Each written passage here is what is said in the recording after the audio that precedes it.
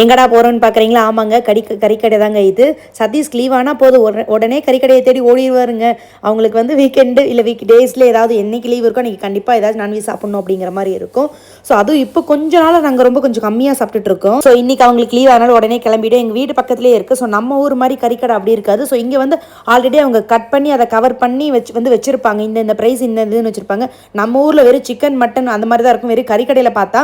But இங்கே வந்து பாருங்கள் என்ன வெரைட்டி வகை ஏதோ பேக்கரியில் கேக்கு செஞ்சு அடுக்கி வச்சிருக்க மாதிரி அடுக்கி வச்சிருக்காங்க. ஆமாங்க, என்ன கறி அதுன்னு எனக்கு கண்டிப்பாக புரியல எங்களுக்கு. ஸோ நாங்கள் அதெல்லாம் எதுவுமே கேட்கல.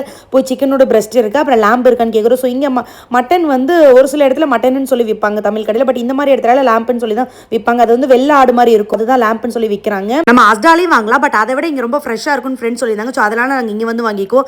சரிங்க அண்ணன் 1 கிலோ சிக்கனையும் 1/2 கிலோ மட்டனையும் போடுங்கன்னு சொல்லி கேட்டு வாங்கிட்டு சிக்கன் பிரஸ்ட்டும் மட்டனும் மட்டும் 1/2 கிலோ வாங்கிட்டு கிளம்பிட்டோங்க. அப்படியே போய் இதை செஞ்சு சாப்பிட்டு லீவை முடிக்க வேண்டியதாங்க.